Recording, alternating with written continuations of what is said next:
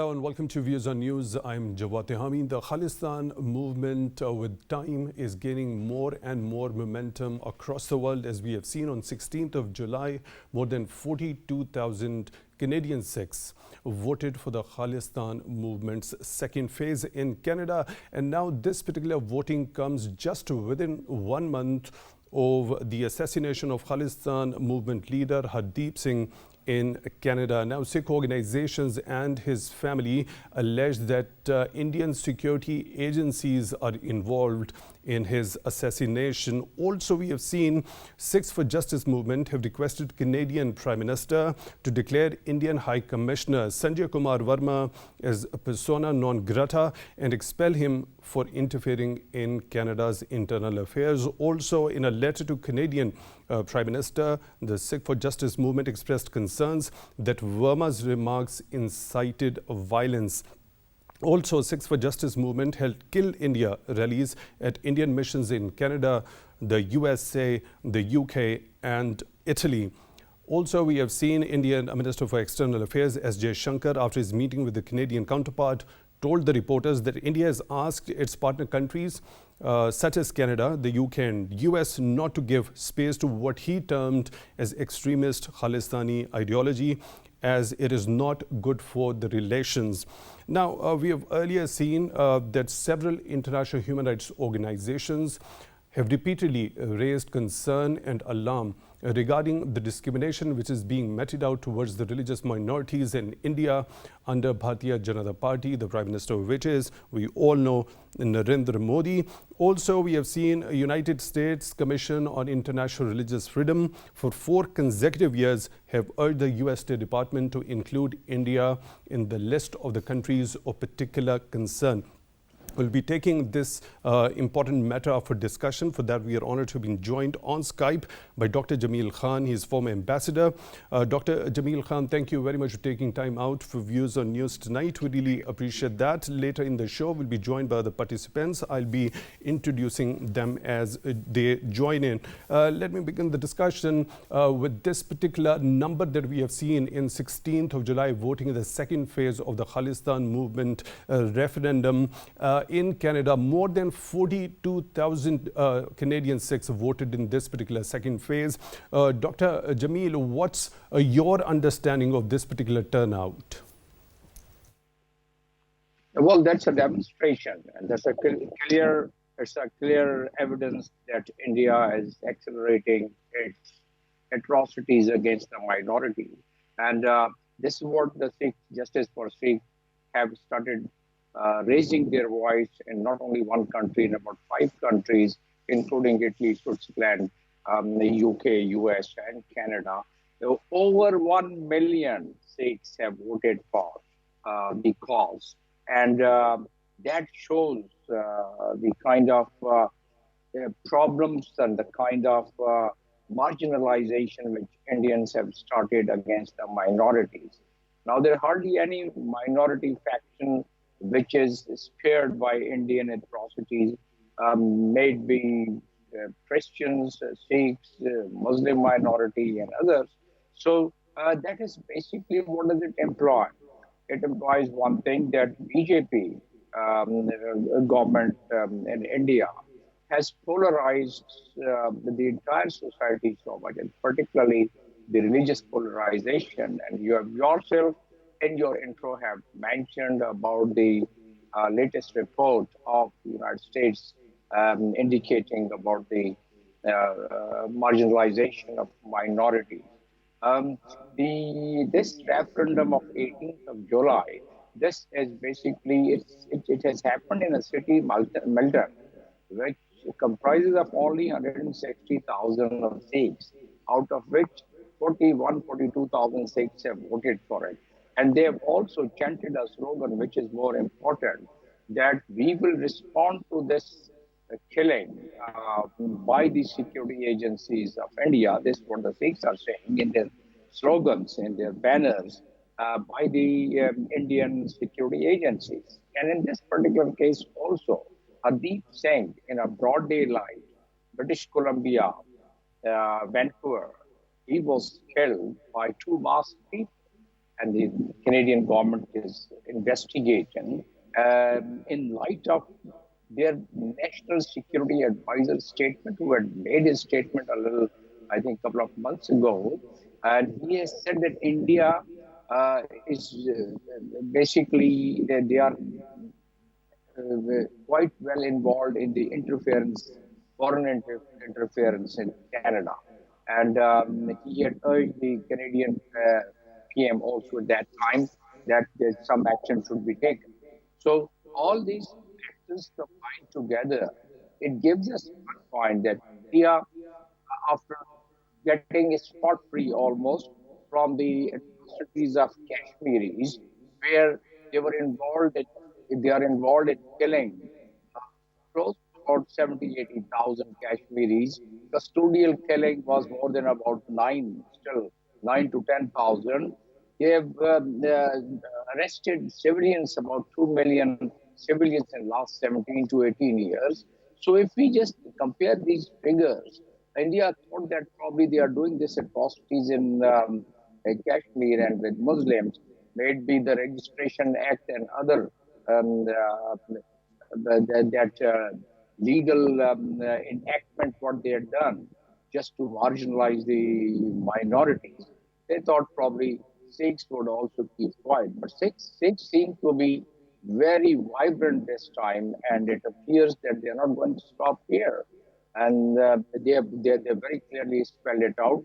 They have written, as you mentioned in your intro, a letter to the Prime Minister and indicating that no one less than the High Commissioner of India is indicating and threatening Sikh community that if they come out with the protest, then the Hindu population of Canadian Hindus, they would also be responding to it, which tantamount to the impediment to the freedom of speech. And they have taken it up with the Prime Minister. India, on contrary, has been writing to the Canadian government, like they've been writing to other governments also, that this may affect their bilateral relations with Canada in this particular case. But the Canadian government, they have their own constitution, and they know what is the value of the freedom of speech and civil liberty. So they are not going to stop in according to the views of the analysts like myself. So the SFJ, basically Khalistan referendum, this is just the start of yes, Right. this is just the start of a movement and an accelerated movement. Yes, you're saying something. Right. Dr. Jamil, I will continue with the discussion. I'll come to this particular letter that has been written to Canadian Prime Minister by the Sikhs for Justice movement, also expressing concern regarding the conduct of the Indian envoy in Canada. We are joined in the studio by Air Commodore retired Basit Raza, senior analyst. Mr. Basit, thank you very much for your time. For being with us on Views on News tonight. We really appreciate that. We are discussing that Khalistan movement is gaining more and more momentum with time, as we have seen over 42,000 Canadian Sikhs voted on 16th of July in the second phase of this referendum. Specifically talking about this number, what's your understanding? I think you very rightly pointed out that this movement is now gaining momentum. This is the second round of this voting which is going on. And it has gone all over where the Sikh community is there, the diaspora. It's the highest number is in Canada, but there's equally effective group in Australia, US and England. So all these countries have witnessed a great surge in political expression by the Sikhs, the diaspora who are there. And you must understand that this movement of Khalistan was a vibrant movement inside India. But after that Golden Temple incident and the brutal tactics that Indian government is very much used to adopting, they were able to suppress that. And it didn't remain that that active and that potent after that, mid-80s. So the Operation Blue Star led to the exodus of Sikhs? That's right, that exists. And this is that generation, most of them, plus also the new generation, which were born after that. And they have read about the massacres and what was done to them. And they had to leave their homes and settle in other countries. Nobody willingly leaves his home and hearth. It's only under extreme adverse circumstances that one has to do that. And as you see that this Sikh community is very enterprising, and in Canada at least they are politically very active. And you know, there's a Sikh leader who is going to be actually seen as the next Prime Minister of Canada even. So these guys are not going to sit idle by and watch the atrocities going to their own people of faith inside India. So India, unfortunately, the world is looking the other way. There have been willy-nilly resolutions and expressions that this injustice to minorities is not a good thing and all that. But no concrete step has been taken by the world community to admonish and to compel the Indian government to change their tactics and be more sort of human and rational in their approach. So when we talk about this particular movement, when we talk about the farmers' protests in the recent past, a couple of years before, did those protests happen to be the major turning point in order to give this particular movement even more force as we speak today? That was a very, very long protest. You know, it dragged on for months. I don't remember it exactly, but it was, I think, at least 6 months or so it went on. And but actually they were able to turn that law which was passed, and the Indian government had to sort of take it back. So that was a kind of sort of victory for the expression of the Sikh values and whatever are their interests. And but as far as the protests which are taking place now, that I think is something which is sort of is a stigma on the Indian politics in the shape of under the leadership of Mr. Modi, which has actually sort of maligned all the minorities, be it in Manipur, the Kashmir, the Muslims all over the India. Look at the number of churches burnt and all that. So Khalistan movement is not an isolated thing which is happening. It's actually a culmination and potent expression of distrust in Indian government. And this movement will gain momentum. I can very well see that Muslims will also join, and the people of Manipur, I don't know what is their strength outside, they will also, who are abroad, because in India they are suppressed, but outside they are free to express themselves. And that is the voice of the conscience of the minorities, and that cannot be overlooked by the world community. They can overlook it for the time being because their economic and strategic interests compel them to do that. But ultimately, the truth will prevail, and these voices, the voices of conscience, although they are depressed now, but they will be heard one day. Right, Dr. Jamil, what's your understanding? Let's get back to that very official communique by Indian envoy to the Canadian government, in which he also remarks regarding India's supporters in millions in Canada would counter the ill-intentioned Khalistan referendum, as he terms it. Do you see it a clear incitement to violence, as what the Sikhs for Justice movement in their letter to the Canadian Prime Minister have said? No, well, this letter cannot be, ignored. Canada has to take some action on it. That the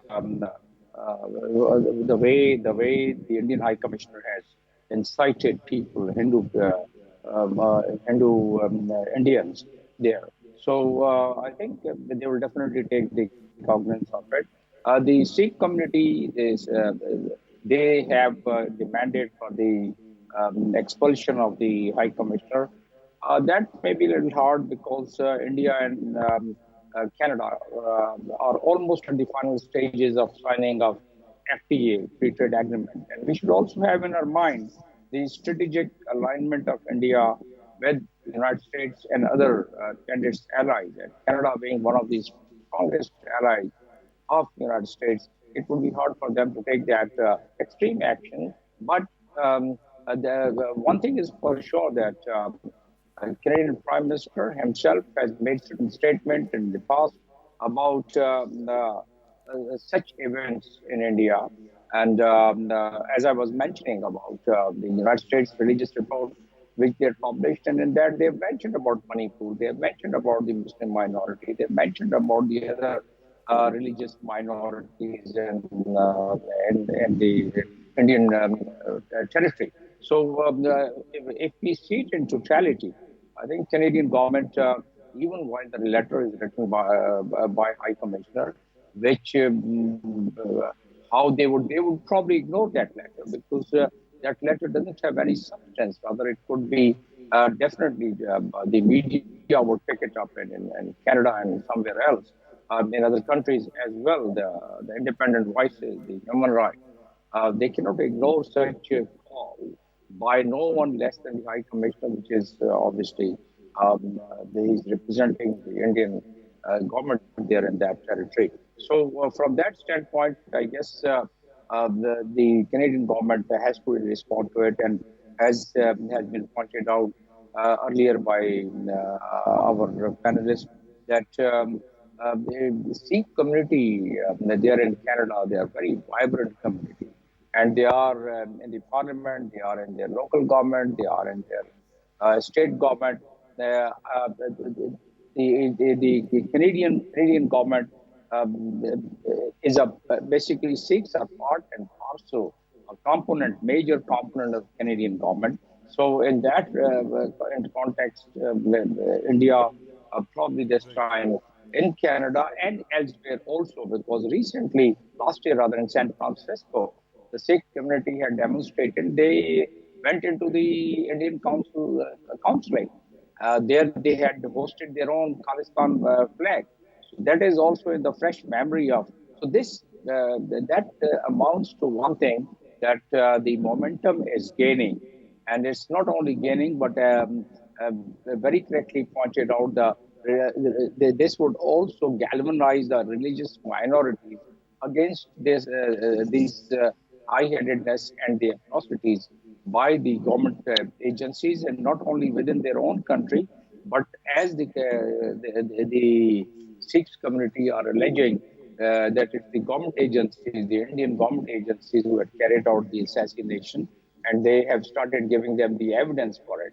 So if that be the case, only Canada, if during the investigation, if it is uncovered that Indian agencies were involved in it, then definitely they would have no choice but to take action against the High Commissioner and also their bilateral relation, regardless of the fact that they are the allies of the United States.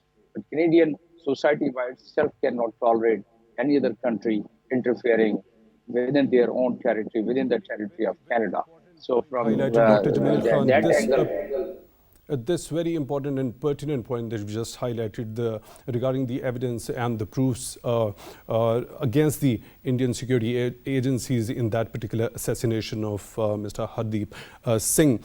We are honored to have been joined by another participant in the show on the phone line from the UK, Mr. Manpreet Singh Khalsa. He's General Secretary, World Sikh Parliament. Mr. Manpreet, thank you very much for joining in at Views on News tonight. Really appreciate that. We have seen the kind of turnout in this particular second phase of the Khalistan referendum in Canada. Was there any sort of an understanding among the Indian authorities after that assassination of Mr. Hardeep Singh that the spirit would dampen down? Thank you so much, Jawad, for having me. I'm sorry that I could not join you on video, but next time I will. And I think it's very important that the topic that you've chosen today, Indian government has stooped down to a different law now, a very new law, which is basically their major area, one of their ex-army guy, is basically challenging and encouraging Indian governments to actually hire the underworld wherever the Sikh diaspora is and do their dirty work to the underworld. Now, Mr. Hardeep Singh Nijjar, he was killed in broad daylight. We know the way he's been killed is a gangster's job, but it looks like there was a hit. given against him. And the Canadian intelligence did warn Mr. Nijjar just 3 days ago. There was even a tracker in his car that was discovered. So he was being followed. And a day before he was martyred, this is his, that we are first.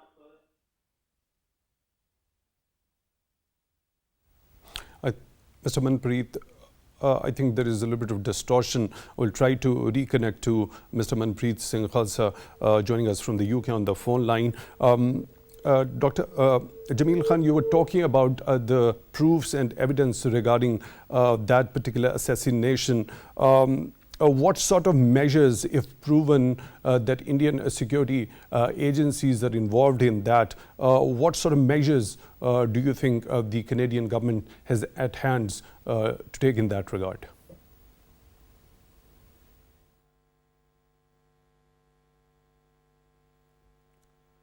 Dr. Jamil, I seek your pardon. Can you unmute yourself? We can't hear you, please. That's right.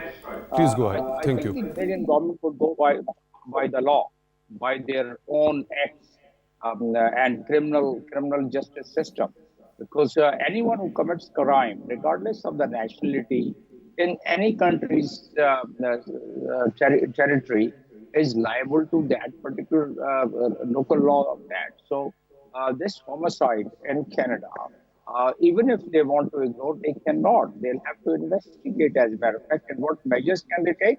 The first thing is that they would definitely like to swear their bilateral relation by declaring High Commissioner as one of the big probability as a personnel non grata, because he had made the statement also in the following that assassination of Pradeep Singh. So that is one aspect. And second is that they would demand for those culprits, once the investigation proceeds further and if the proofs are found subsequently, and in that case they would then ask for those culprits if they were overseas, and if they were hired locally, then those people would be arrested and they would spill the beans.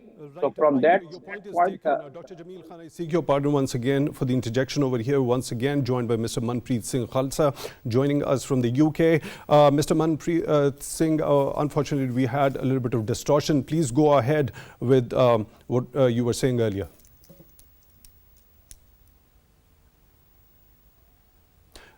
This was Nijjar himself was saying a day before that we are pursuing our homeland dream through peaceful means, through international laws. And now they have again replied with bullets. We were pursuing this dream in 1984 through peaceful means, which was Sarmyud Morcha. And they basically bombed our holiest shrine. They bombed it. And they basically killed thousands and thousands of Sikhs, and then they did the genocide in multiple capital cities of India. So what I'm trying to say here is, we have been pursuing things with peaceful means, and they are replying by bullets. Now, by doing that, they thought that they will actually put us off, or they will be, like our movement's going to derail or slow down. But people yet again have proven them wrong. The more damage you cause us, we are a martial, we are a saintly religion. We will never stop under pressure. We will never come under pressure. We will pursue our dream, still through peaceful means, still having some faith in international laws. And now we are waiting, basically, for the international community to step up and basically do their role, what they say day and night, that they are the guardian of human rights. Now, where are Sikh human rights? That guy, Hardeep Singh Nijjar, left India and gained political asylum in Canada. So the Canadian government did recognize that there was a fear of his persecution. There was a threat to his life from the Indian government. That's why he was given the political asylum. And now here we go. They've killed him on foreign land. Now, the way agencies work, maybe legally we might not get to the bottom of it, but we know the way they were celebrating, the way Indian media was celebrating this news that Hardeep Singh Nijjar, a terrorist, is being killed. Now, I want to bring one more thing into your notice. Referendum, as we all know, it's a legitimate thing to pursue. It's a peaceful way of showing the political ambition of a community. Now, what they have done is they've amended their constitution, which is the Unlawful Activity Prevention Act, just to ban referendum, just to criminalize referendum and Sikhs for Justice. And they have declared Sikhs for Justice as a terrorist organization. And all Sikhs for Justice is doing is referendum. So what I mean to say is, now the international community need to wake up. You know, they are acting like goons. Modi regime, this Bharatiya Janata Party, is acting like goons. They're one of now. I'll just quote. They're one of the UP chief minister of the Uttar Pradesh. He's openly saying that I encourage Hindu people to get Muslim girls out of the grave and rape them. This is on record. This is on YouTube. This is not something I'm making up. But he is still the chief minister, and he's okay to do so. But you can't, we Sikhs can't express our political opinion. Now, how wishy-washy is that? So we Volumes about the insanity that prevails among the ranks of the Bharatiya Janata Party leadership to give such a statement that should have not only be condemned by the world leaders also, but those who are giving such type of statements should be brought to justice and held accountable. So when we talk about this particular assassination, has there any evidence been shared by the Sikh community over there with the Canadian government? What sort of development has happened so far regarding that assassination on the legal front? See, the Canadian intelligence has assured us that they will look into this very carefully, and they have taken our points on board in terms of what we've said, that the only threat that guy had was from the Indian intelligence or the Indian government. So they need to pursue that. So, but we know that, you know, these kind of stuff happens in layers. So we might not be able to get justice in that sense, but this is something that the Canadian government is taking seriously, because it's happened on a foreign soil, and if basically they're going to keep doing these surgical sort of terrorism in other countries, then this will need to be looked into, because that this type of behavior from a government should not be tolerated at any cost. And as far as the Sikh community is concerned, yes, we have given some proof to them what we think the reason is, because he was continually getting threats, and Canadian intelligence know about those threats. They know about that. But obviously, I can't share too much information right now because it's an open investigation. One day... I understand your point. Mr. Manpreet, I understand your point, and there is a lot of expectation when it comes to the Sikh community from the Canadian justice system to bring the perpetrators of this assassination to justice and hold them accountable. So when we talk about this particular letter that has been written by Sikhs for Justice movement to the Canadian Prime Minister, requesting him to declare the Indian envoy in Canada as persona non grata and expel him from there, what are the expectations in that regard from the Canadian government? We are waiting how the Canadian government will act. Now, this was not us. It was the Canadian intelligence who warned Mr. Niger just 3 days ago that you need to lie low. Hope there is possibly a hit on you or something. Now, if they know that there was a hit on him, they must know who is it from. You know, it's half a job done if you beware a person saying, oh, they might kill you. But who might kill you? And if now they've killed him, what action will they take? So we are waiting. We are trying to create that pressure. The pressure is already there. We've got some very good representation in Canadian Parliament. So we are hoping that we will get some kind of justice here, you know, which will prevent any of these things happening in the future. Right. So when we talk about the statements which come from the Indian authorities asking their partner countries not to, which they term it an illegal movement which is aimed at undermining the relationship with the partner countries, what has been the response of the Canadian authorities to those particular concerns which have been raised by Indian authorities in that regard? Just repeat the question because your voice was breaking up. Sorry. Are you satisfied with the kind of response the Canadian authorities have given to the kind of statements or the concerns which have been repeatedly raised by the Indian authorities regarding this particular movement, which they term is an illegal movement which is aimed at undermining the relations between India and its partner countries? I get you. I exactly get your point. See, when the declaration of independence for the referendum happened in 2018, they issued a couple of demarches to UK government. Nothing happened. They blocked them, saying, this is people's right. Any sensible government will do that. They did exactly the same thing with Italy. They did exactly the same thing with Australia. We had to change a couple of venues because they keep bribing people to cancel the venues on us. So we had to change this for Sydney. Like this was the third venue where the referendum happened. And now they are saying the same thing to Canadian government. One thing I'll tell you, they tried to extradite 3 people from West Midlands. They were all Sikh, that they were demanded in the Rulda murder case. What happened? The case did not hold water for 10 minutes in UK court, and they had to free them. They said, "Oh, this is bizarre." What I want to say here is, what I want to point out is, India is very good at fabricating lies. And by now, the international communities, no matter, yes, they have transactional relationships with them. Yes, they have to do their trade relationships. But in terms of human rights violations, India has been fully exposed. They don't trust their narratives. I'll give you one quick example.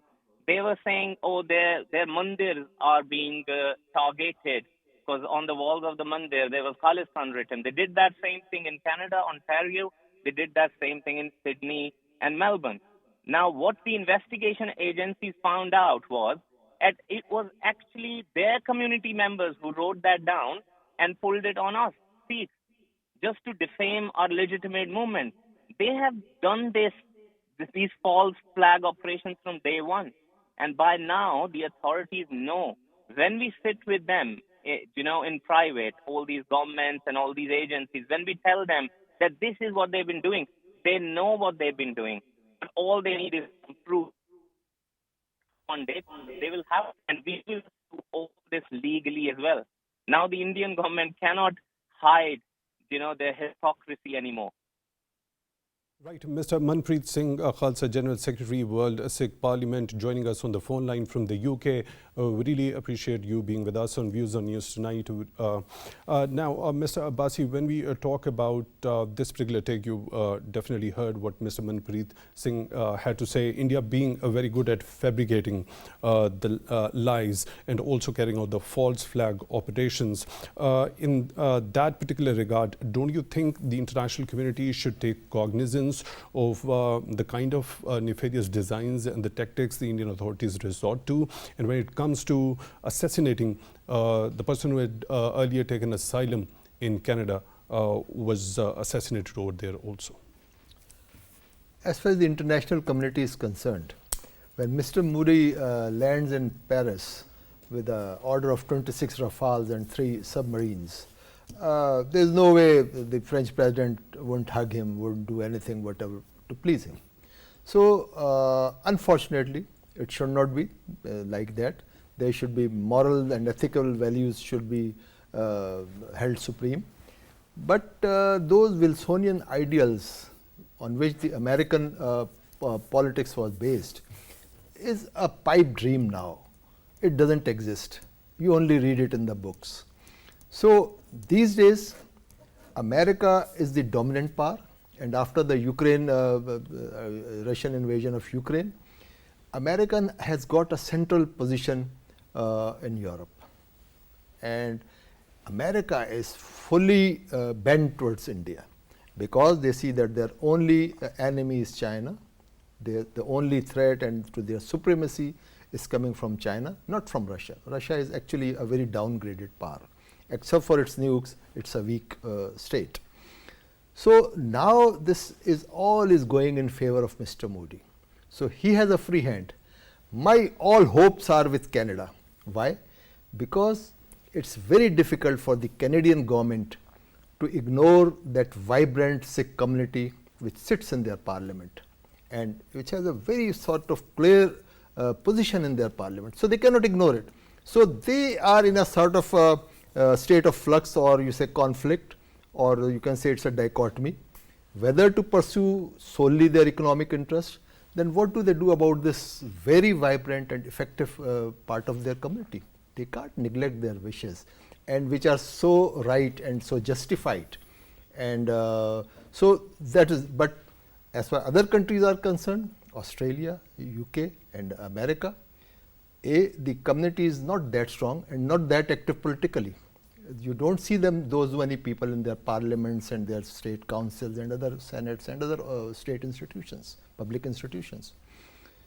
So for the time being, Mr. Modi would continue his policy, but he is a populist leader, and the dilemma of the populist leaders is they have immense success. We have seen Hitler and Mussolini and all those guys who are very successful, but what happened in the end? They destroyed their nations, and they actually, from the highest pinnacle, they were thrown down to the lowest abyss of what you say, misery. So this is what is going to happen. So how do you see the Canadian government's or authorities' response so far regarding the request which has been made by Indian authorities repeatedly? I think as Mr. Manpreet Singh said, and I feel that on the Indian High Commissioner's letter, at least there should be a démarche, if nothing else, because it is nothing else but interference in Canadian affairs. He is telling Canadian government what to do, and do something which is, from the all canons of justice and international law, is illegal. How can you stop people from speaking out their conscience? You cannot. You cannot do it in Canada. And Sikhs were very peaceful. It's only after the murder of Mr. Nijjar that they had that placard, "Kill India." Before that, all these referenda, he's very right, they were very peaceful. They were a demonstration of their political will. And nobody can stop anybody from doing that, at least in the Western countries. You can do it in India, because their judicial system, their academia, their press, their universities, and everybody who matters are beholden to the dictates of Mr. Modi. So they can do anything in India, but on the international stage, I think I see a serious challenge to this Indian sort of influence outside would meet a serious challenge, and I expect at least a démarche from the Canadian. Right. Dr. Jamil Khan, what's your understanding of these rallies with the placards of "Kill India" after this assassination of Mr. Nijjar? Don't you think it might prove to be a little detrimental regarding the momentum of this particular Khalistan movement the world over when the display of such type of placards is being done, no matter with the justification that they want to avenge this killing of Mr. Hardeep Singh? Well, these are the slogans they are raising, and they have very clearly spelled out that it would be responded with equal tone. That is just, when in the legal framework of international law, it doesn't really make much difference so far as the criminal the prosecution is concerned. But the more serious thing is, no one less than the Prime Minister of India says that, and he claimed that the killing of Hardeep Singh, it will dampen the spirit of pro-Khalistani movement. Once the Prime Minister of India says so, and once the High Commissioner, Indian High Commissioner, writes a letter and makes a statement which basically incites the people of different, again, Canadians, with different origins and different religious background. So that coupled with the investigation process, if there is any indication, which it appears, as your other esteemed guest was saying, that they have given the evidence, in that case, on two counts, it will be very difficult for Canadian government. And Canadian government, by far, is more responsive to its people, to its parliament. So they will have no other choice but to really go by the book and by the law which Canadians have. So that is one aspect. And second, of course, we have discussed that in Canada, the Sikh community, that they are very much embedded in the Canadian society, and B, that they take Canadian people along with them, C, that they have a large number of parliament, the seats in the parliaments and the cabinet. So all these factors combined together, it takes us to one point that definitely this time demarche is just one of the basic things which they probably are going to do. But if they find any inkling of the involvement of Indian agencies or anyone hired by the Indian agencies, then in that case they will probably have no choice but to take a harsher step, and that can lead to, if they are the foreign nation who have done this, means the Indian nation, then they can always demand for their custody. That's number one. And two, if the custody is not given to them, they can impose a bilateral sanction on India. So that is one. But then it has also international legal consequences for India if it is taken up in various countries like the way Khalistan movement is doing. And I may also mention here that freedom of speech, freedom of assembly, and the movement for freedom of movement, it is covered under the General Assembly Resolution 2649. And that has a coverage, not only the this resolution of General Assembly, but also the member countries of the United Nations. They are urged to support such movements around the world, regardless of their background. So in that, in this situation, this could cause difficulty for Canadian, even if they have some interest in the trade relations and other relations with India, bilateral relations, and bilateral relations with the multilateral cover in it, like we mentioned about the United States and its allies, and the containment of China and India being, basically pitched in this region as the main resistance to China. So even if we have at the broader spectrum the geopolitical situation, even then Canadians would find it really, really very difficult to avoid this. And Law, as you have already shed light on regarding the freedom of expression, freedom of right to protest, and the freedom of movement as per the United Nations General Assembly resolution. Now, what does the international law say specifically about the conduct of an envoy in another country? What ideally should that conduct be when we specifically talk about the Vienna Convention on Diplomatic Relations? Vienna Convention gives you immunity of not being arrested, but it doesn't give you immunity of violating the law of the land, which is in this case Canadian law of the land. It is an incitement, and it comes under the criminal justice system of Canada, and they can always take a cognizance. The only cover and the immunity which Geneva Convention 1961 gives is the immunity. And that immunity can also be waived off by their respective countries. But India, in this case, obviously would not waive it off, even if it goes to that level. But I think the least they would do is that they would invoke the Canadians would invoke their own law. And on the basis of that law, and plus Chapter 1 of the United Nations Charter, in which no country has the right to carry out such activities which tantamounts to the infringement of the sovereignty of the country. Any other foreign country or its agent carrying out or violating or breaking the law. Right. And particularly in this case. Point taken, Dr. Jamil Khan, point taken. Unfortunately, we're short of time. I'll have to go back to Mr. Basit once again for a very quick, short comment. Don't you think Indian authorities should rather rectify their own approach towards the religious minorities rather than asking the partner countries to not give space to any such sort of a movement? A very quick comment regarding that. You are talking of reason, and reason is non-existent in Indian polity these days. It's an unfortunate fact, because they have been so successful with their extreme measures. Mr. Modi has won one election already. In fact, he has won twice, and he's going to win the third one also. So when you're riding success of this infamous horse, which is splitting your nation apart, it is creating deep fissures. I think they will not listen to it. Air Commodore retired Basit Raza, senior analyst, thank you very much for joining in at Views on News tonight. Really appreciate that. On Skype, we were joined by Dr. Jamil Khan, former ambassador. Dr. Jamil Khan, thank you very much for your time, also for being with us for this enlightening discussion on this very important topic. With that, we come to the end of today's Views on News. Thank you for watching.